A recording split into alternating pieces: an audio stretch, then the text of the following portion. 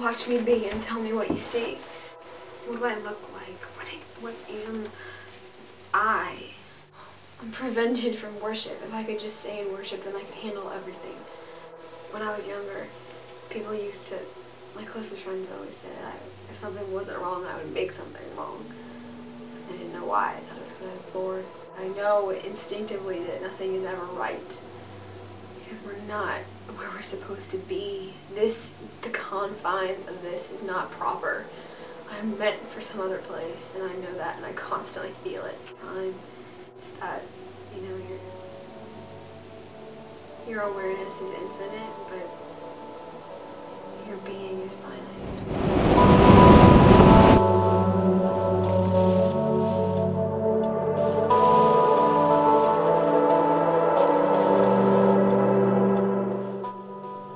The mirror tells some truth, but not enough to merit constant thought. One day, you may touch what's wrong. You will be aware of an absence, presently, growing beside you like a tree, a budding illusion, and a sky like your backside, an utter lack of attention. It is good for me, the blind mirror of it. I look and I find no face but my own, that god-awful good. It is good for me.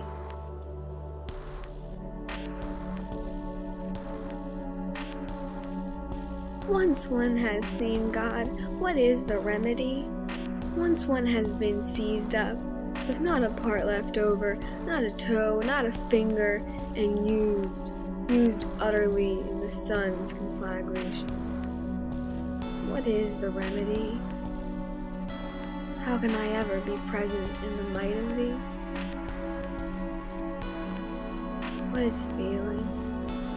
Why does it want me? And what is the price for audacity?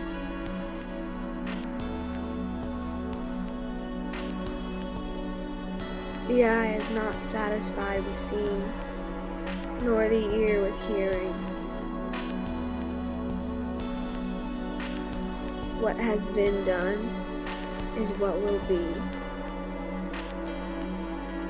and what has been is what will be done. And there is nothing new under the sun. In my vein I have seen everything. In all my reasoning I have strained my capacity.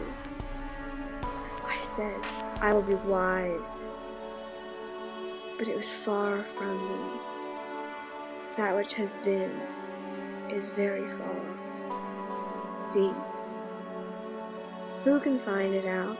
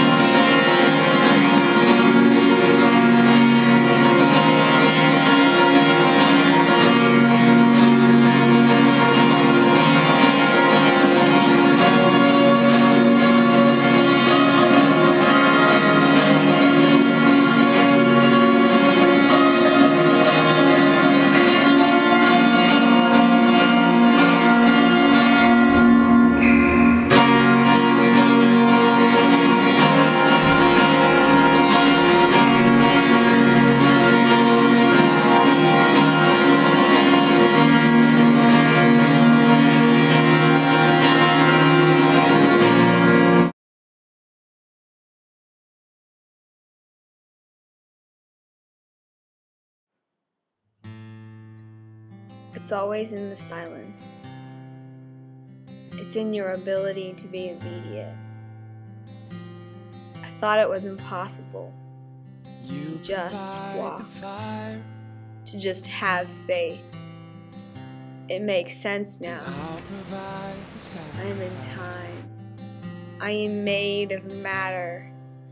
The wind is all around me. To try to escape it, to try to leave this world, that is my mistake. He is everywhere, and all I have to do is be still. I must allow myself to be taught in the silence, in the simple. Thought always follows from act.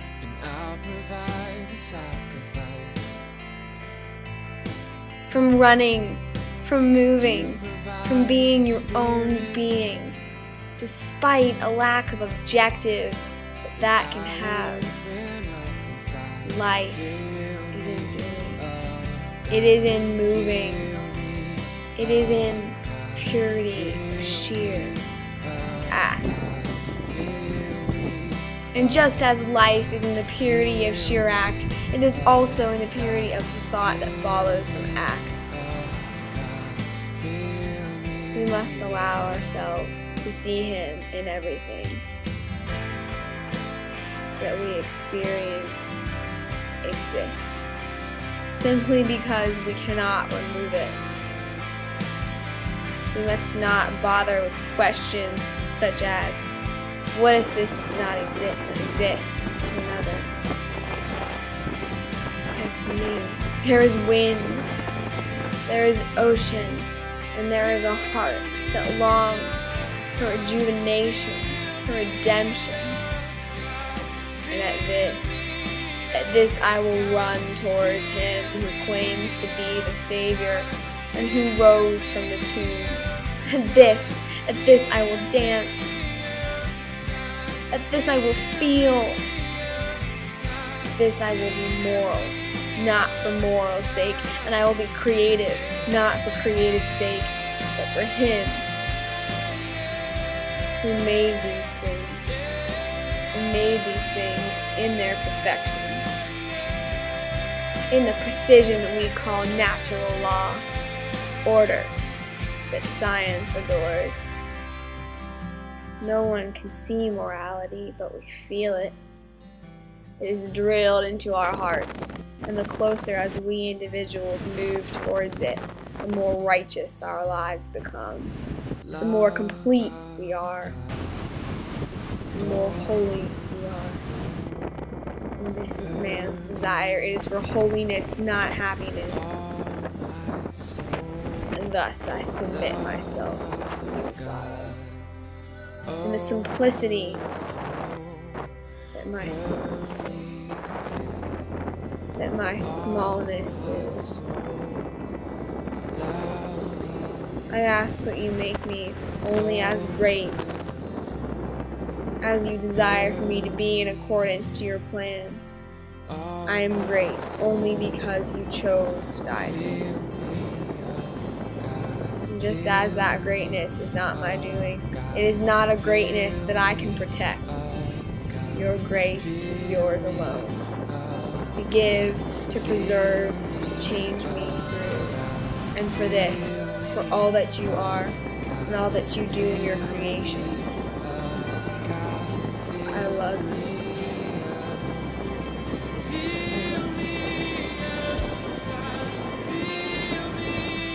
And I give all of me.